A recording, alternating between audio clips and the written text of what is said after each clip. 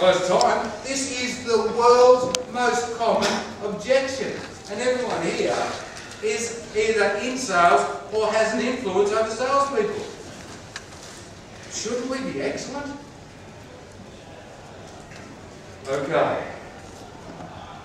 Yeah, Erwin, I don't know. I think we've got to spend a bit more time on the world's most common sales objection. Yes or no? Yes. Right? Yep. Alright, so we've got to know where we're going, right? With an objection, it's just like a presentation, isn't it? When we start a presentation, the end, right? We've got to start with the end in mind. What's the point of starting a presentation? Right? It's to get to the end, right? At the end of a presentation, our objective becomes what? No, fill in the form. That's the objective. Once we've got the form, what's the objective? Then get paid. But it's all got to be in order. Okay? So when we get an objection, what's the objective? We know if we're at the final close of the presentation and we get an objection, okay, we know that if we deal with this perfectly, we're going to get paid. Right? So we should be pretty perfect. Shouldn't we, really?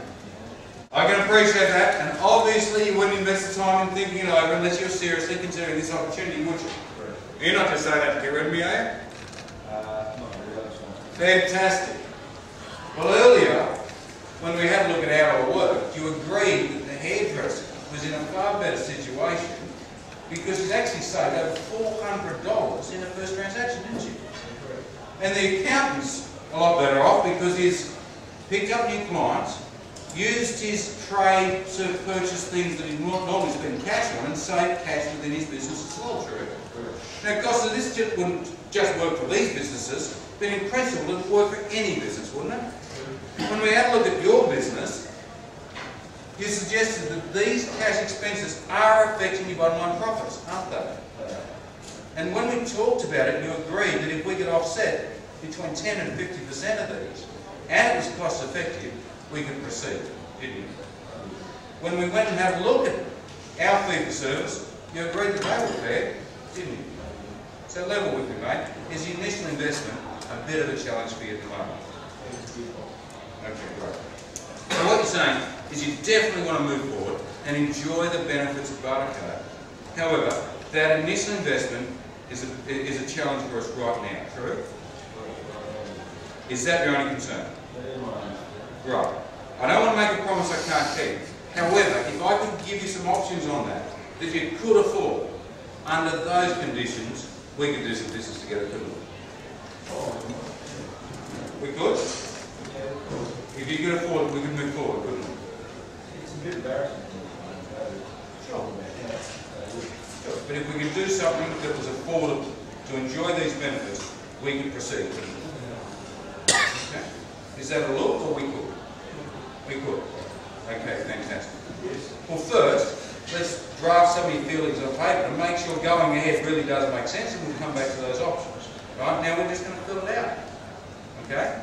At the end, we'll just ask again, okay. So, Costa, you indicated that the most appropriate membership would be a corporate. Okay? So, mate, is that going to be cash, credit card, or cheque? Sure. Sure. Appreciate that, mate. So to get these benefits, to get that increased sales that your business is really looking for, true? And to save more money and improve your cash flow. All the stuff that we talked about that you indicated to me was critical to the growth and survival of the company. How much could you comfortably afford to get things started? Okay, could you make that out to Barker? Right? Get the payment, then the negotiation starts. Does that make sense? Right? We haven't said we're going to take the rest of the trade, we're going to give them discounts. All we've said is, could you make that out to Barker? Right? Okay, Costa, so that leaves us a balance of when could you comfortably come up with that? And now, what tools have we got? What tools have we got to negotiate to get the rest?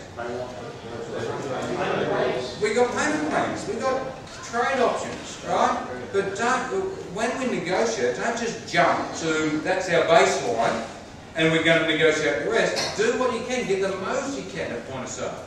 Is that fair? So move up. We've got a baseline. Okay? And money, we're going to deal with just from the halfway point. However, with money, it's a specific objection. So you've got to, with a specific final objection, you've got to follow the laws of handling objections, which is appreciate, feed it back, isolate it. Right? Make a conditional sale. What that means is, if I could give you some options, you could afford, under those conditions, we could do business together, couldn't we? That's now a conditional sale. Yeah? That's when I'm going to move back into the paper. Yeah? Is that fair? Any questions?